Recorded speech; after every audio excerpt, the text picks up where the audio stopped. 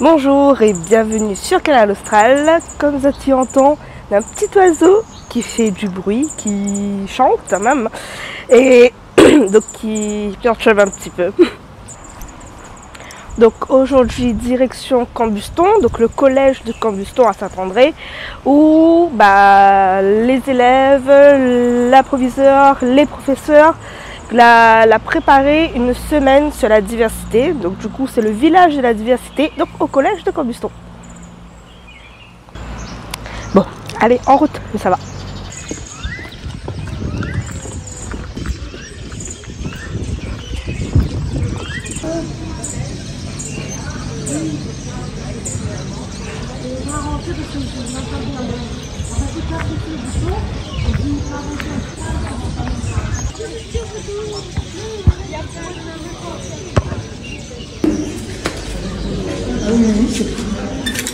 D'accord, ok. Roland Virasamy, décor moderne avec Madame Virasamy Anissa. On intervient là pour une activité de peinture. On prépare en amont là, le support pour travailler avec les élèves. Donc du coup, on travaille sur la culture, la diversité. On va avoir un arbre là central qui représente le vivre ensemble. Les enfants vont pouvoir apposer leurs mains aux différents endroits. Et après on a un wagon ici qui va être retiré par une petite fille. Et dans ce wagon là, vous allez avoir voilà, sur les trois parties différentes, différents éléments qui vont venir garnir le travail, si vous voulez bien. Super, c'est génial ça. Et donc du coup le collège nous a missionné pour faire justement cette œuvre d'art et pouvoir justement aider un petit peu les jeunes aussi à se perfectionner un petit peu dans l'art, dans le dessin. Oui, voilà, venir approprier un petit peu, voilà, découvrir un peu le domaine artistique. Et puis le fait de travailler ensemble, ça leur donne goût aussi. Voilà, leur donne goût à l'art et à se lancer surtout.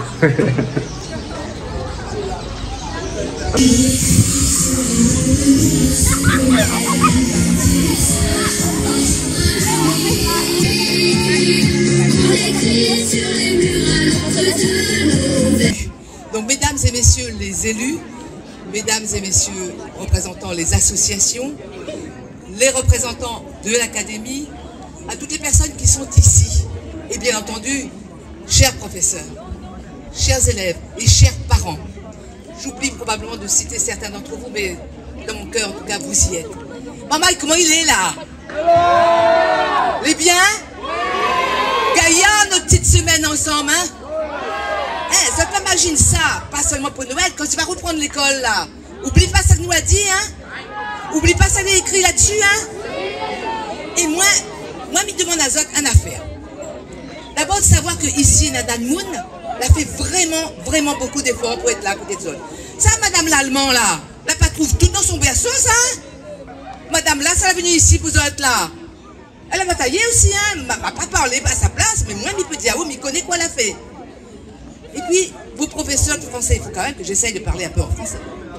Vos professeurs de français, mesdames Léo Cady et Dufestin, sont lauréates d'un projet qui a été salué par la Fondation de France, mais bien entendu appuyé, soutenu par le département, par la ville, par les associations. Et sans vous, madame la principale, elle n'aurait pas pu continuer. Sans votre feu vert, sans votre soutien, tous ces projets qu'elles ont portés au cours des années se seraient probablement perdus. D'abord, bravo, merci. On va vous applaudir, vous, madame, vous, les professeurs. Vraiment, très sincèrement.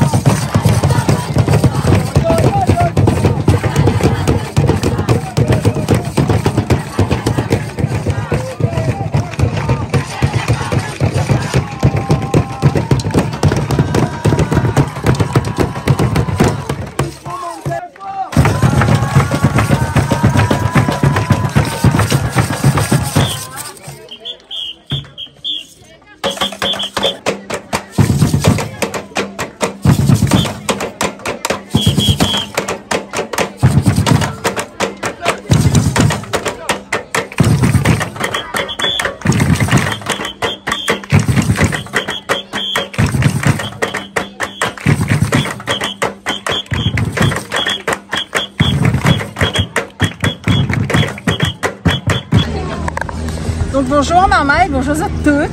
En créole, tu connais comment il dit bonjour? Oui, bonjour. Bonjour. Il dit adieu. Ouais, il dit adieu en créole. Donc adieu à toutes. Donc nous c'est expression nature réunion, il appelle ça. Et puis nous ça fait un petit atelier de cossin à chose. Tu connais que c'est il est? Oui.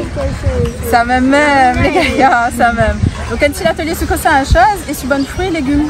Ah oui, maman il en a déjà une. Moi Ouais, aussi. on a déjà une. Ben nous on va partager ça ensemble, les bons. Donc voilà, expression nature, un petit atelier sur cossin à chose, devinette créole. Et nous ça chrome sous la dent. Voilà un petit peu. Alors, nous commençons.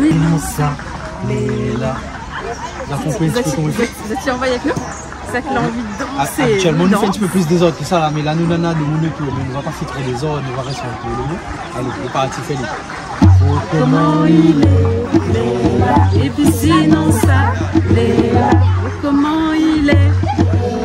Et puis sinon ça, yeah. Allez, nous Fali, nous on a le temps. Comment il est, Léla, et puis sinon ça, Léla, et comment on appelle?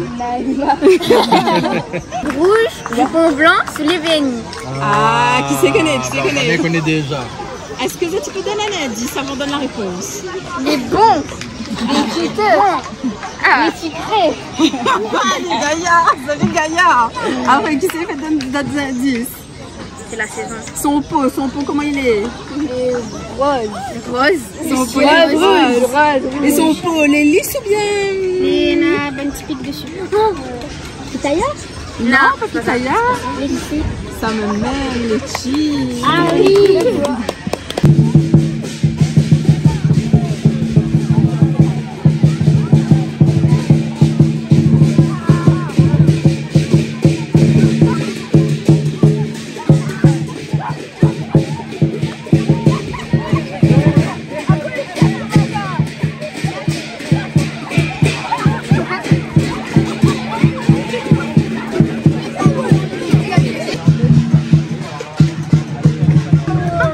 Bonjour, je m'appelle Claudine Miatine.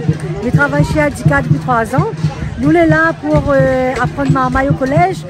Fagote un petit bob avec une boîte de gouyavier et aussi des mocs en tôle recyclables. Donc nous, l'association se trouve à Chemin-l'Étang. Et là-bas, nous travaillons de la palette, du recyclage. Nous travaillons aussi beaucoup avec les personnes âgées, les personnes en difficulté. Nous faisons des ateliers.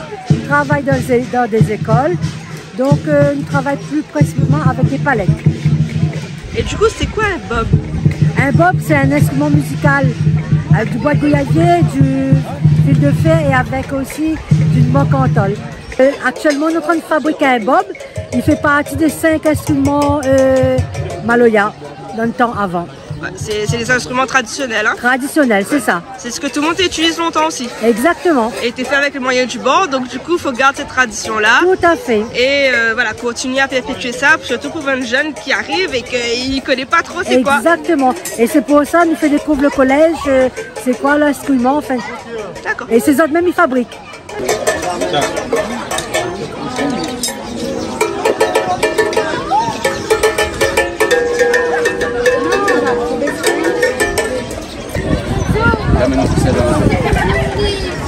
Bonjour, donc Patrick, Millet Vanier, formateur.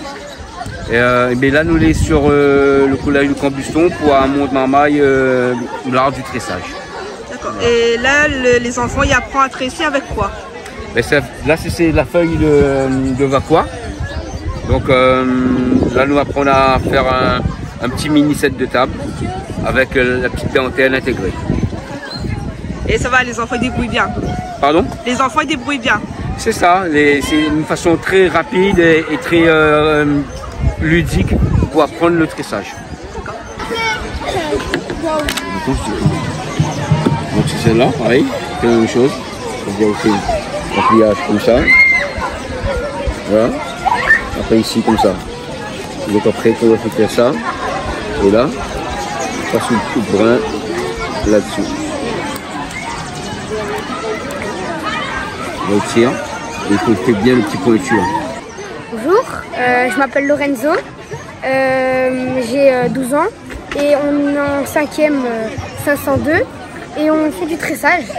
Donc on va venir tresser avec des brindilles. Et après ça va donner un genre de tapis où on pourra mettre les tasses ou des trucs comme ça.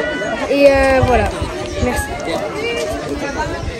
Donc voilà, là on l'a appris ça aujourd'hui même. Hein? Oui. Donc du coup ça c'est ton œuvre d'art, on l'a appris aujourd'hui même. C'est un peu mal fait mais ça va, tu te débrouilles bien quand même. Donc pour une première c'est bien. Bonjour, je m'appelle Kylian Téchir, j'ai 12 ans. Je suis en classe 502 et on fait des petites... du tressage. Là j'ai pas encore fini mais c'est quand même bien. Hein? Alors c'était compliqué à faire ou pas? Non. Non, ça va? Oui. Faut connaître la technique. Bonjour tout le monde, moi je m'appelle Wendy, je suis en 4e. Je vais passer un gros big up à tous mes camarades, maman, papa et la famille. Et Canal Austral aussi, big up Canal Austral.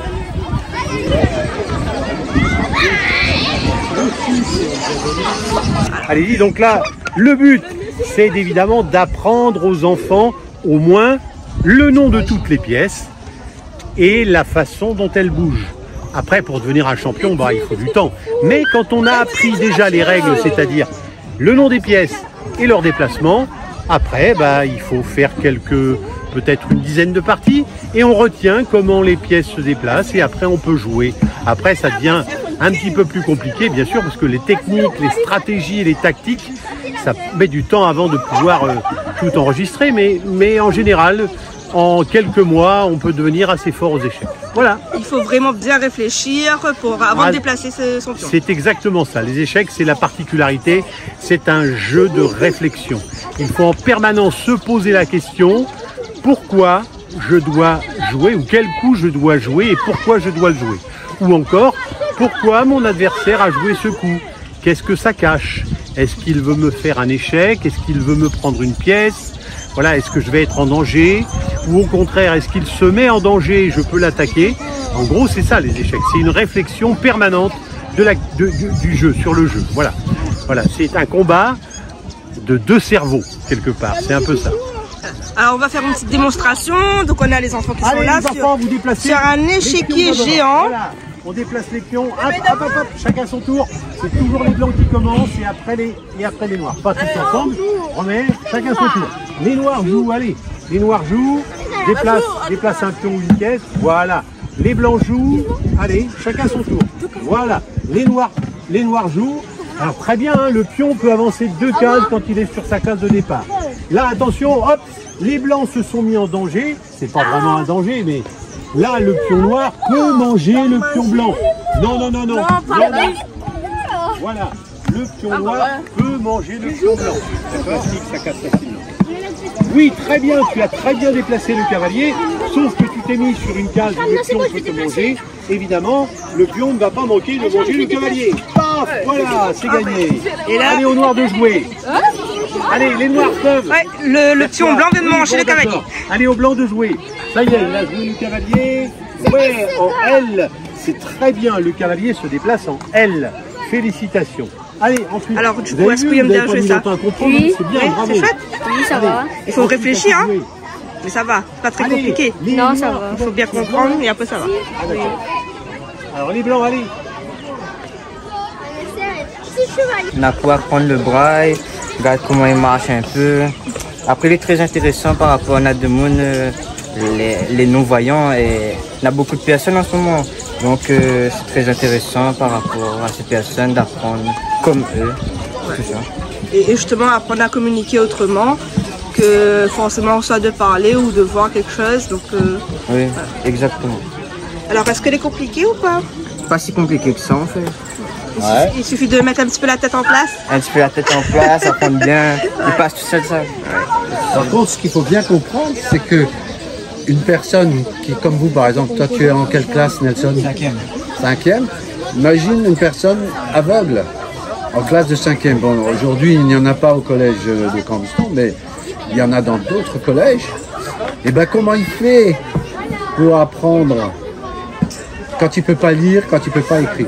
Et ben c'est pour ça que c'est indispensable le braille, parce que il y a plein d'enfants qui sont aveugles, qui sont dans les collèges comme vous, et grâce à ça, au braille, il peut apprendre à lire et à écrire et pour pouvoir continuer comme vous à aller dans les classes supérieures et puis aller au lycée, puis après aller à l'université, puis après travailler. C'est indispensable. Écrire, calculer, compter, lire, tout ça c'est indispensable. Donc évidemment, quelle est la personne qui a inventé ça? C'est quelqu'un sait, non? Louis Braille. Louis Braille, il est né en 1809 et il est mort, je crois, en 1852, quelque chose comme ça. Et il était aveugle très très jeune, puisqu'il a perdu la vue par un accident. Et il était très malheureux parce qu'il ne pouvait pas, comme ses petits camarades à l'école, apprendre à lire et à écrire. Et donc il est allé à Paris et il a découvert l'Institut royal des jeunes aveugles. Et là, il s'est dit, mais il faut trouver quelque chose pour apprendre à lire et à écrire, c'est pas possible, il faut trouver quelque chose. Donc Louis Braille, il a imaginé, ce que vous voyez ici, c'est une tablette Braille. Une tablette Braille qui est plein de petites cavités, et toujours les unes aux côtés des autres, et toujours avec le principe 1, 2, 3, 4, 5, 6. Rappelez, 1, 2, 3, 4, 5, 6. Et donc il se disait, ben, c'est simple, je mets des petits trous en bas, je prends une petite règle pour bien me positionner, et puis avec un poinçon, je vais enfoncer le papier et je vais écrire. Alors bien sûr, le problème c'est que les petites bosses, il faut qu'elles sortent, donc pour qu'elles sortent, il faut que j'appuie.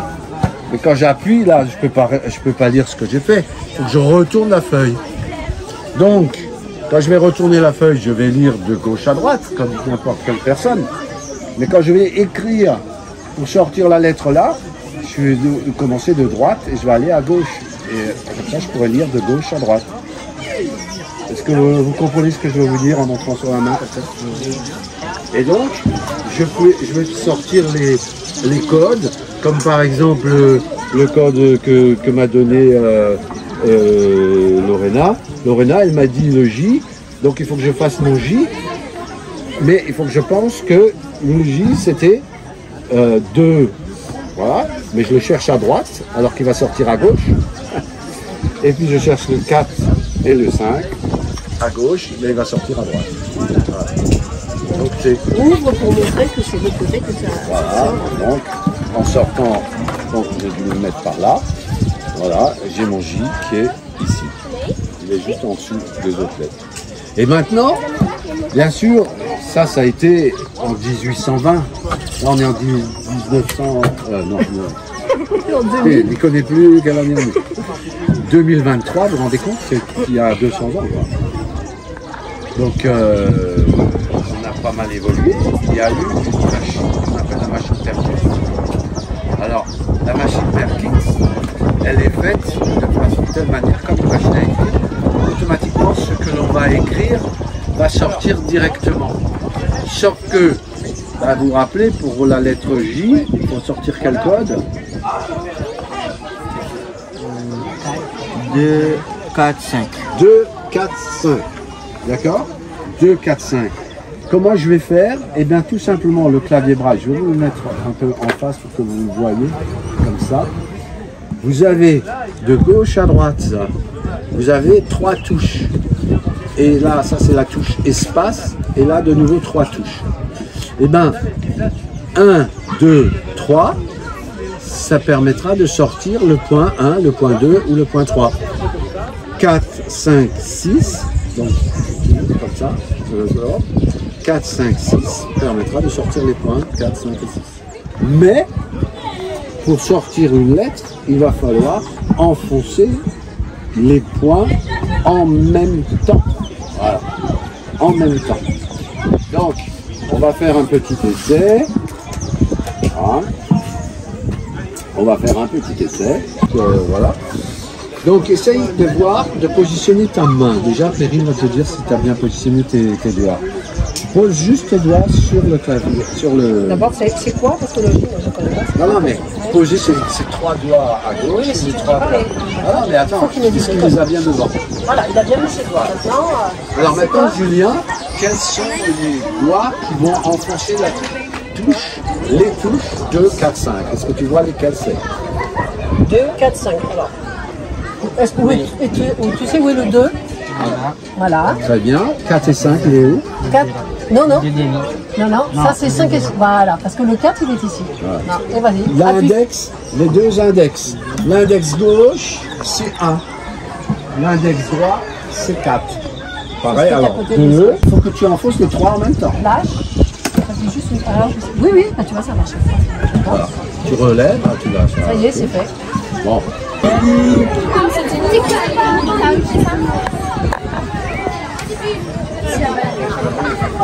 Oui, c'est très joli, oui.